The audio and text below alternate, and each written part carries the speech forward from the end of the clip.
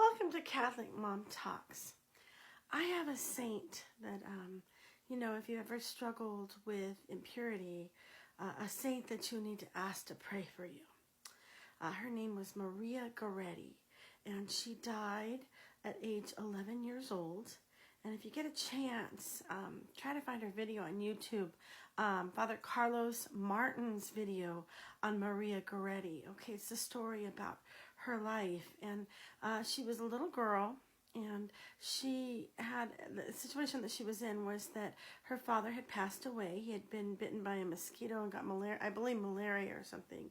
And her mom had to go out and work and do her father's job. Well, she had to take over the house at 11 years old. I mean, I can't even imagine. I have a child that's 10, and I cannot imagine them taking over the responsibilities of the household. But little Maria Goretti, she did that. And she had made her first communion, very much in love with God and very obedient to God. Well, there was a boy who worked also and helped out her family, and his name was Alejandro. Right? And Alejandro is a little bit older than Maria Goretti, I think in his teens. He had he was addicted to pornography, and he tried to go after Maria Goretti and made many attempts to be suggestive with her, and she would always push him away. Well, one afternoon, everybody was out working, and she was in the house, and he tried to seduce her and told her if she didn't do anything, he was going to kill her. And she refused. She said she wouldn't sin. She wasn't going to do it. And so he stabbed her, and he brutally murdered her.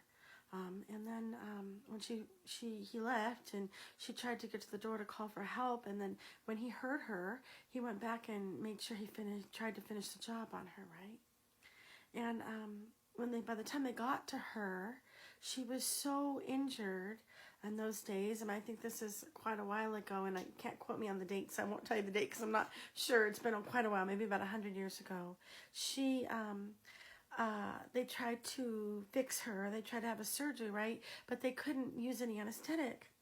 So the priest asked her, Maria, will you offer up your sufferings to God for poor souls? And she agreed to doing it, and she didn't make a word, and they operated on her with no anesthesia. Now this little girl, she's a hero, right? She's 11 years old. And because she said yes to God, she was brutally murdered, right?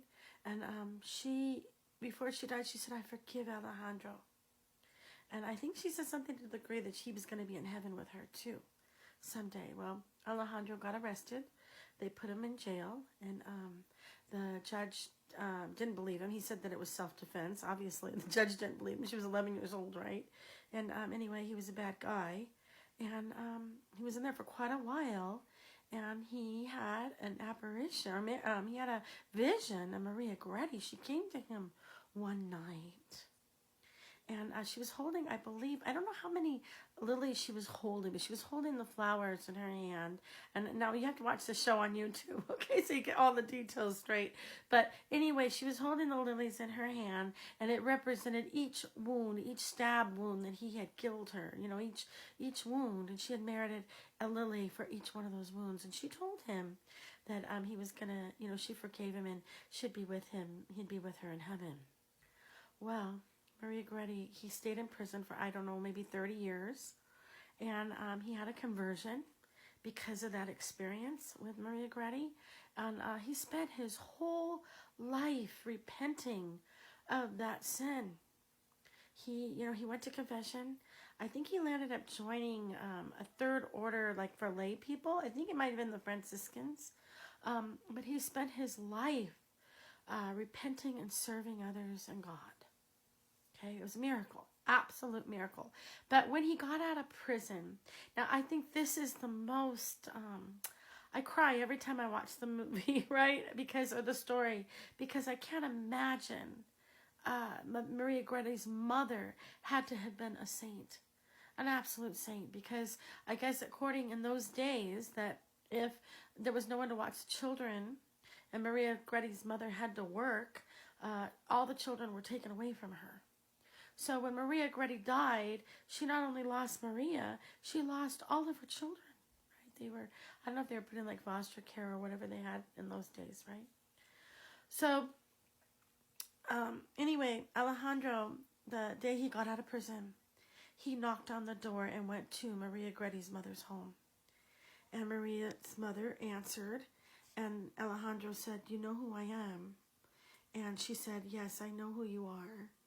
And he begged her to have mercy on him and forgive him for what he had done. And she said to him, she said, "God forgives you, Alejandro, and Maria forgives you, then I forgive you too."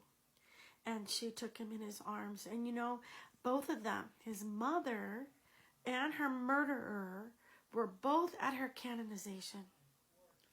And I mean, that's a sign of God's miracles right there. I mean, God can forgive anything, even murder, right? But Maria, if you're struggling in the area of purity, ask little Maria to intercede for you, and she will. She's had multiple miracles attributed to her intercession.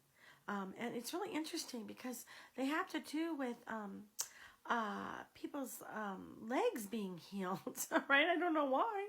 But anyway, watch the movie. It's on YouTube. Father Carlos Martins does a little video on her life. It shows her home and her story. It's definitely a must watch, especially if you have teens, Catholic teens, kids that need help in this area.